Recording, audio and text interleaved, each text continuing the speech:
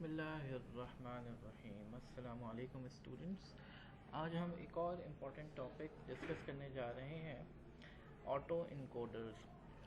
تو اس کو ہم انسپروائز ٹیکنیک کہہ سکتے ہیں،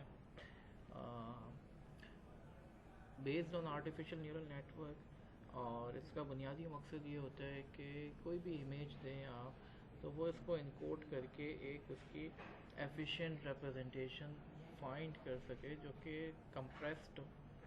یعنی جو اوریجنل امیج ہے یا ڈیٹا ہے وہ کمپریسڈ ہو چکا ہو، اس کی انکوڈیڈ ریپرزنٹیشن نکل کے سامنے آ رہی ہو، جس کو ہم فیچرز بھی کہہ سکتے ہیں۔ اور جو انکوڈیڈ ریپرزنٹیشن سامنے آئی ہے وہ اس طرح کی ریپرزنٹیشن ہو کہ اگر ہم اوریجنل امیج یا اوریجنل ڈیٹا دوبارہ سے ریکنسٹرکٹ کرنا چاہیں اس کی بنیاد پہ تو ہم وہ بھی کر سکیں۔ تو آٹو انکوڈرز جو ہے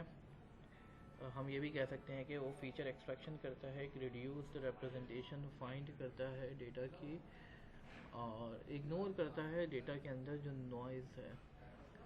تو بائی ڈیزائن جو ہے یہ ڈائمینشنلٹی ریڈکشن بھی کر رہا ہوتا ہے۔ تو آٹو انکوڈرز میں ہم اس طریقے سے کرتے ہیں کہ اس میں دو پارٹ ہوتے ہیں، ایک انکوڈر ہوتا ہے، ایک ڈیکوڈر ہوتا ہے۔ آپ اوریجنل امیج جو ہے یا اوریجنل ڈیٹا جو ہے وہ انکوڈر سے پاس ہوتا ہے اور اس کی ایک ریڈیوسڈ ریپرزنٹیشن سامنے آتی ہے، سچ دیٹ اگر وہ ڈیکوڈر سے پاس کیا جائے تو وہ اوریجنل ڈیٹا دوبارہ سے ریکنسٹرکٹ ہو جائے۔ تو عموماً جو ہے انکوڈر اور ڈیکوڈر جو ہے ایک دوسرے کے مرر ہوتے ہیں، جو کام ہم نے انکوڈر سے کرایا ہوتا ہے اس کا ریورس کام ہم ڈیکوڈر سے عموماً کراتے ہیں۔ کوشش ہماری یہ ہوتی ہے، ہم جب نیٹ ورک کو ٹرین کرتے ہیں تو ہم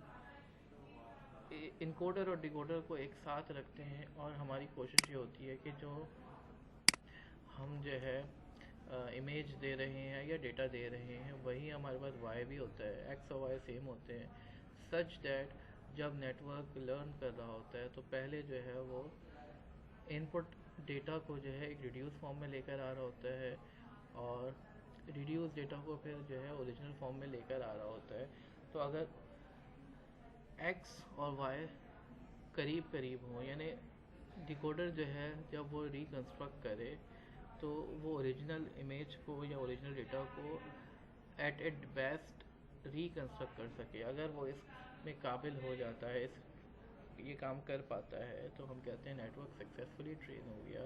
کہ ہمارے پاس ایک ایسا انکوڈر آ گیا کہ جو ڈیٹا کو ریڈیوس کر سکتا ہے، اور ڈیکوڈر جو ہے اس کو استعمال کرتے ہوئے جو ہے اوریجنل امیج بنا سکتا ہے